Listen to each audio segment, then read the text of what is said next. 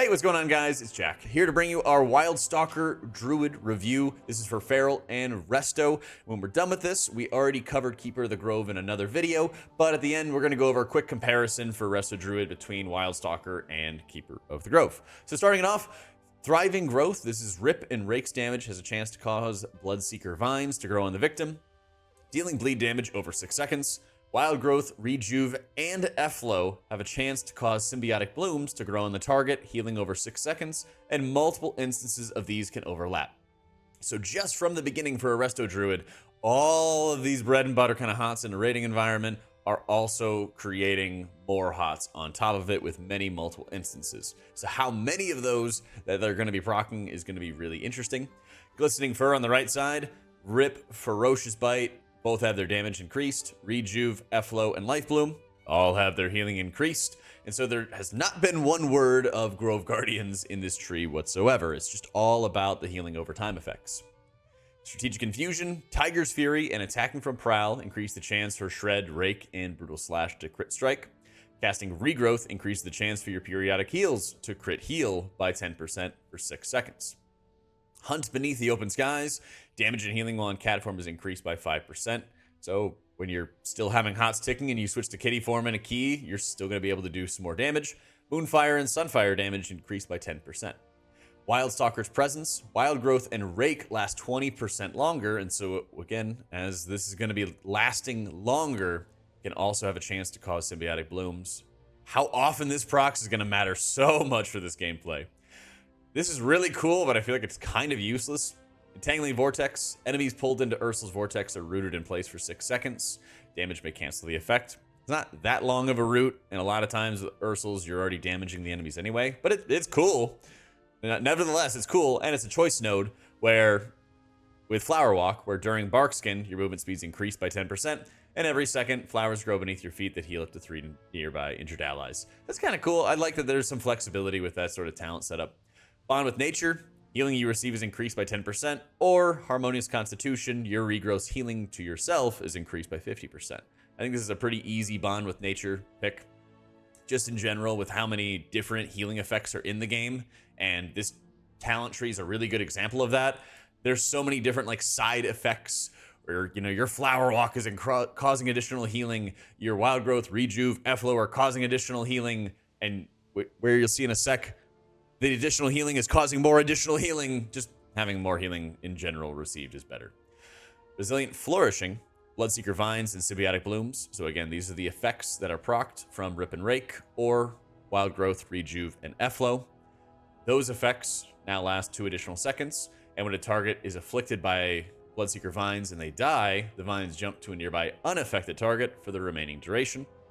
This competes with Root Network, where each active vine increases the damage of your abilities. And again, keep in mind, they only last 6 seconds. And each active Symbiotic Bloom increases the healing of your Life Bloom and Wild Growth by 2%.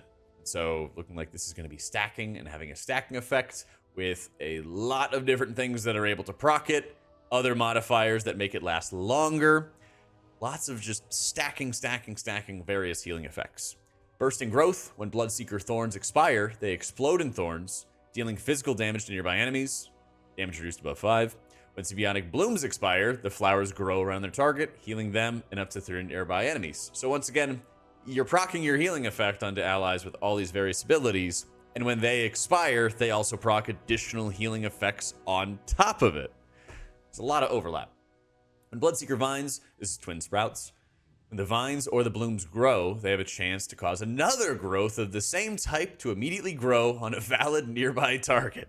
So not only when your blooms expire do they create more healing, but also when your blooms exist, they have a chance to proc more healing. And when that more healing then expires, it then procs more healing here. Implant. Pharaoh Frenzy immediately causes a Bloodseeker Vine to grow on the target. And casting Regrowth, that is made instant via Nature's Swiftness, causes a Symbiotic Bloom to grow on the target. I'm pretty sure that's like once a minute with Nature's Swiftness, if I'm not mistaken. The Eternal Moon, Bloodseeker Vines increase the damage of your abilities dealt to affected enemies by 10%. And Symbiotic Blooms increase the healing your spells do to affected targets by 8%. So if you have a Wild Growth on the target, which then procs Symbiotic Blooms, then your wild growth is going to be doing 8% more healing to that target. So all in all, there's not a singular mention of Grove Guardians, which I'm sure makes some druids very happy, since when we looked at the Keeper of the Grove tree, it was all about Grove Guardians. It was all about changing your gameplay and adjusting your gameplay, as you would have things like Cenarius' Might, where there was going to be stacking buffs to Wild Growth or Swiftmend, and casting another spell would cancel these effects, so you'd adjust your gameplay in a very specific scenario. Your Capstone was having your Grove Guardians increasing all of your healing done for each Grove Guardian that you would have active. So there's a lot of emphasis on stacking all of your Grove Guardians together.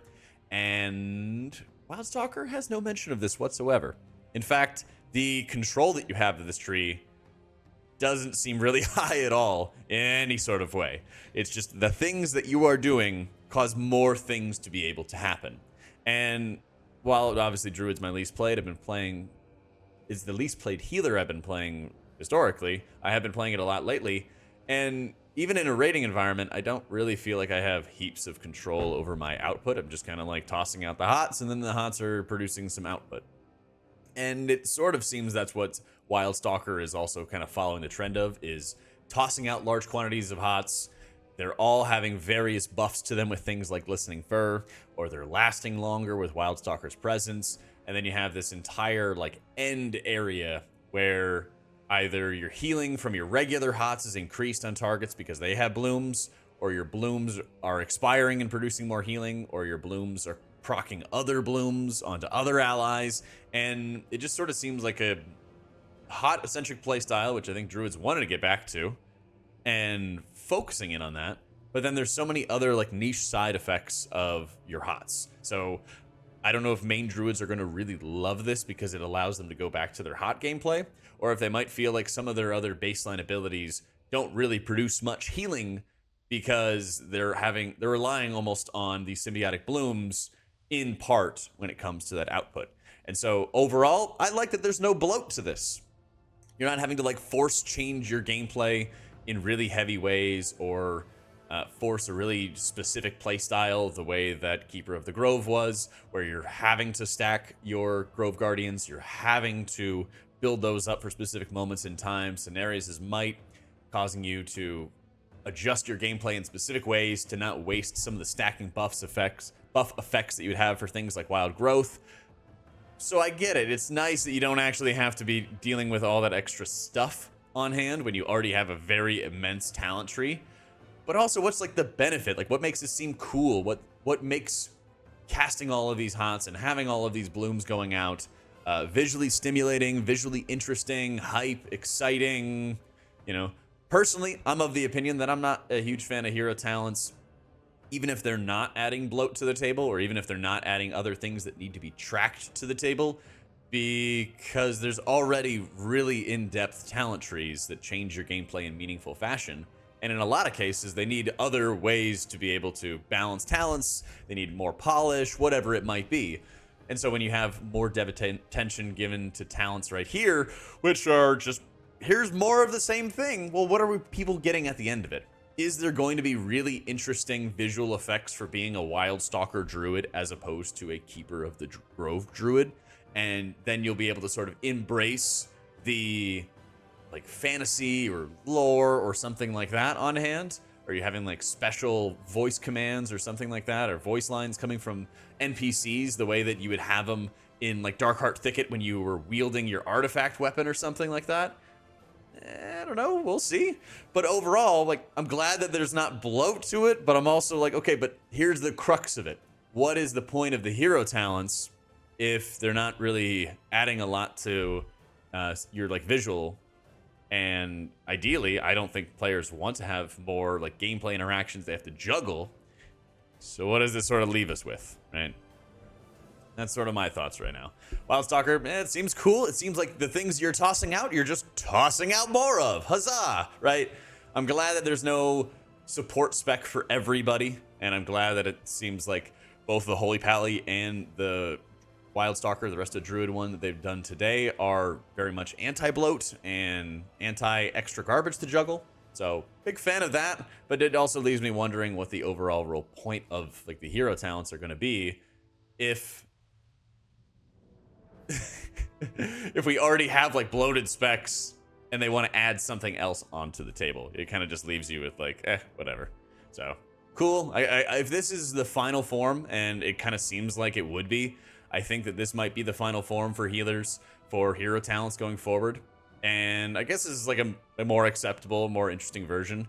I think that the like final form is going to result in something that doesn't massively change gameplay for people, and it just kind of adds a little bit to the equation in terms of where your healing is going to be distributed from.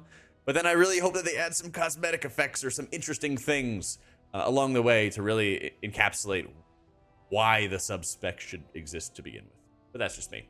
Let me know what y'all think of the Wildstalker trees. Be sure to check out the new video we have as well for Herald of the Sun Holy Pally, and we have other coverage for all the other hero talents related to healers thus far as well, except for Oracle, because they're going to redo Oracle. So keep that in mind. Thanks so much for watching, guys. Hope y'all enjoyed it, and I'll catch y'all next time.